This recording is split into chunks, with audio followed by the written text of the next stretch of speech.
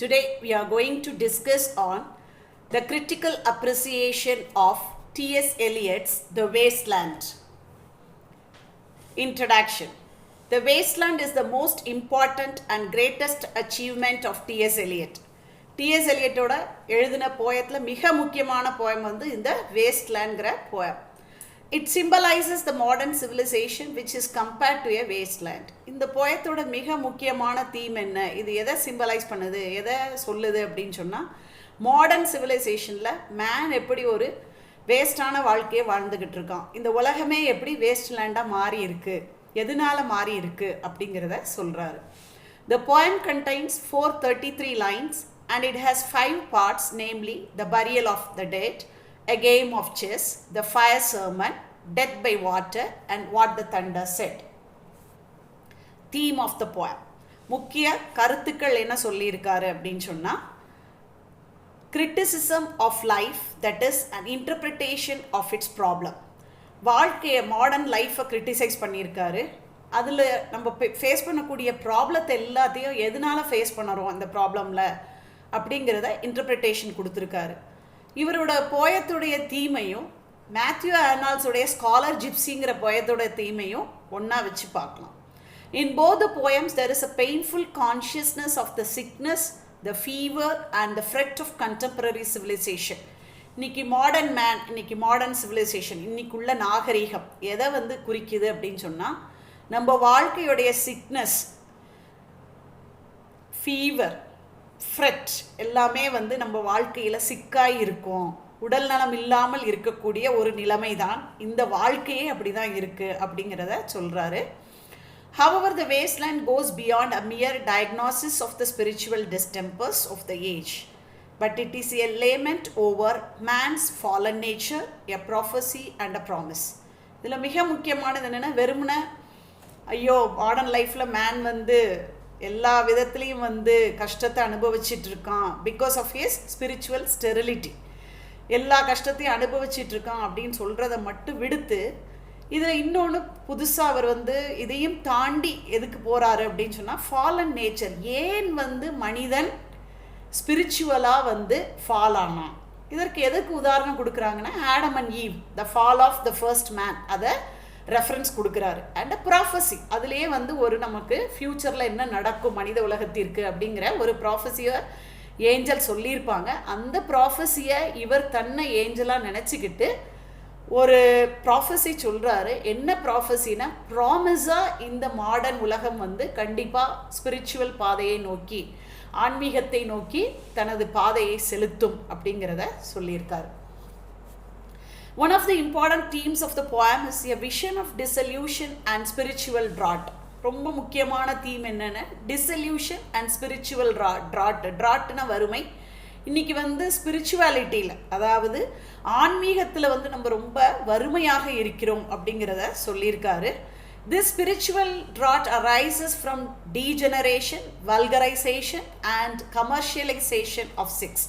எதனால இந்த ஸ்பிரிச்சுவல் ட்ராட்னஸ் வந்தது, இந்த வறுமை எதனால வந்தது அப்படின்னு சொன்னால், நம்மளே டீஜெனரேட் பண்ணிக்கிட்டோம், நம்மளே தாழ்வாக நம்மளே குறைச்சிக்கிட்டோம். எது மூலமாக அப்படின்னா என்னென்னா, commercialisation of sex.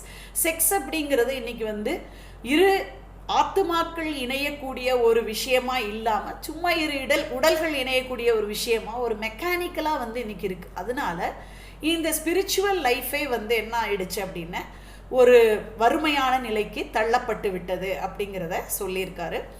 Eliot's study of fertility myths of different people had convinced him that sex act is the source of life and vitality when it is exercised for the sake of procreation. என்ன மிக முக்கியமாக சொல்ல வராரு, மனிதனுடைய sexual act வந்து கண்டிப்பான முறையில் அவனுடைய அடுத்த ஜெனரேஷனுக்கு உதவுகுது அப்படின்னு அதை நல்லபடியாக வரவேற்கலாம். அதை தவிர்த்துட்டு சேக் ஆஃப் வெறும் மொமெண்டரி ப்ளஷர், ஜஸ்ட் பாடிலி ப்ளஷருக்காக ஒருத்தன் வந்து உடல் உறவு வைத்துக்கொள்கிறான் அப்படின்னு, அப்படிப்பட்ட ஒரு மனிதனுடைய வாழ்க்கையானது என்ன ஆகும்னா, அவனை டீக்ரேட் பண்ணி நம்மளுடைய ஜெனரேஷனையே வந்து டீஜெனரேஷன் பண்ணி நம்மளை கரப்ஷனில் கொண்டு போய் தள்ளிரும் அப்படின்னு சொல்கிறார். Another important theme of the poem is sexual perversion. அடுத்தது பார்த்தீங்கன்னா, செக்ஷுவல் பெர்வர்ஷன்ங்கிறது ஒரு முக்கியமான தீம். அதாவது என்னென்ன, மனிதன் காலையில் எந்திரிக்கிறான், சாப்பிட்றான், உறங்குறான், பிறங்கிறதுக்கு முன்னாடி வந்து உடலுறவு கொள்கிறான். இதை எப்படி பண்ணுறான்னா, ஆத்மா இணையக்கூடிய ஒரு உணர்வுருவாக பார்க்காம வெறும் உடல்கள் இணையக்கூடியதாக பார்க்குறான். ஸோ இதை எப்படி சொல்கிறாருன்னா மெக்கானிக்கல் ரிலேஷன்ஷிப் அப்படின்னு சொல்கிறாரு. இதற்கு ஒரு சிம்பிளை வந்து உதாரணமாக கொண்டு வராரு, ஒரு எக்ஸாம்பிளை கொண்டு வராரு. என்னென்னா, ஒரு ஆஃபீஸில் டைப்பிஸ்ட்டும் அவங்க கிளர்க்கும் பண்ணக்கூடிய உறவானது எப்படி ஒரு எந்த விதமான உணர்ச்சியும் இல்லாமல், எந்த விதமான உணர்ச்சிங்கிறது என்ன அப்படின்னா ஆத்மாவின் உணர்ச்சி இல்லாமல் வெறுமன மெக்கானிக்கலாக அவங்க வந்து உடலுறவு கொள்கிறாங்க அப்படிங்கிறத சொல்கிறார். There is neither repulsion nor any pleasure and the absence of feeling is a measure of the sterility of the age. So sterility அப்படின்னா என்னென்னா மலட்டுத்தன்மை.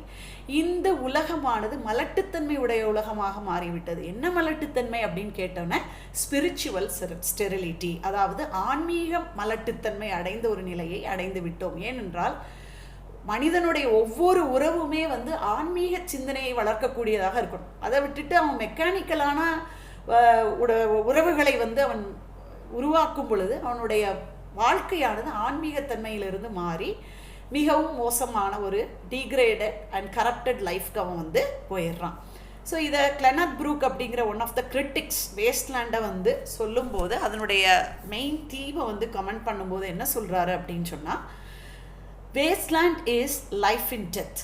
நம்ம வேஸ்ட்லேண்ட் வந்து எதை பற்றி சொல்லுது அப்படின்னா லைஃப் இன் டெத். லைஃப் இன் டெத் அப்படின்னா மனிதன் கிறிஸ்டியன் ஐடியா, இது கிறிஸ்டியானிட்டியில் உள்ள ஒரு ஐடியா. என்ன அப்படின்னு சொன்னால், மனிதன் இறந்த பிறகு அவனுடைய ஆத்மா உயிர் தெழுந்து சொர்க்கத்தில் அவனுக்கு ஒரு வாழ்க்கை நிர்ணயிக்கப்படுகிறது.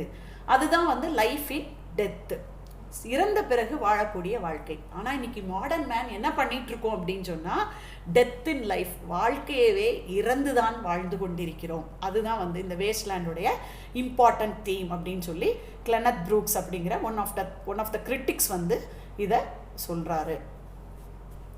ஸ்ட்ரக்சர் ஆஃப் த போயம், இந்த போயத்துடைய ஸ்ட்ரக்சர் வந்து பார்த்தீங்கன்னா it is not progressive but it is circular. Circular அப்படின்னா சுற்றி சுற்றி வந்துக்கிட்டே இருக்கும். ஏன்னா தீம் வந்து அப்படியே ஒரு கதை மாதிரி டெவலப் ஆகி போகாமல் திரும்ப திரும்ப சொன்ன விஷயத்தையே வந்து ஒவ்வொரு பார்ட்லேயும் அவர் வந்து சொல்லிகிட்டே இருக்காரு.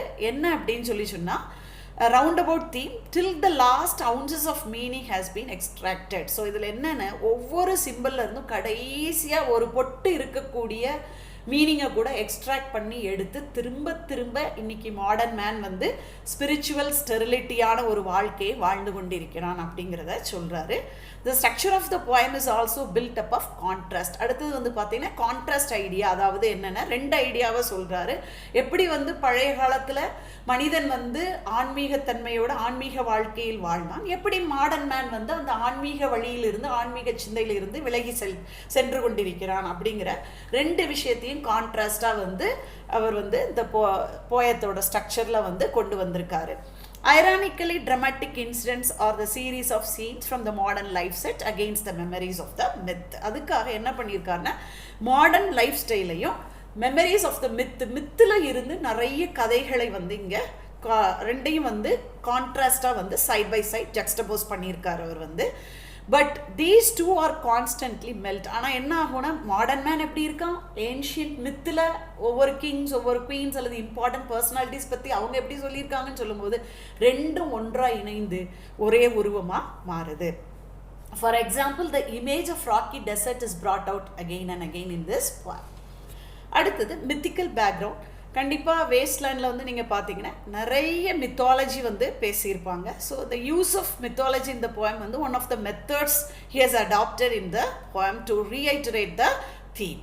So Eliot himself acknowledges that he is influenced by the mythical anthropological works such as Jessie வெஸ்டன்ஸ் அப்படிங்கிறோடைய work வந்து என்ன அப்படின்னு சொன்னால் ஃப்ரம் ரிச்சுவல் டு ரொமான்ஸ், அதையும் ஜேம்ஸ் ஃப்ராசஸ் உடைய த கோல்டன் பாவ், இந்த ரெண்டு மித்தையும் ரொம்ப அதிகமாக வந்து இவருடைய போயமில் யூஸ் பண்ணியிருக்காரு இந்த வேஸ்ட்லேண்டுங்கிற போயத்தில்.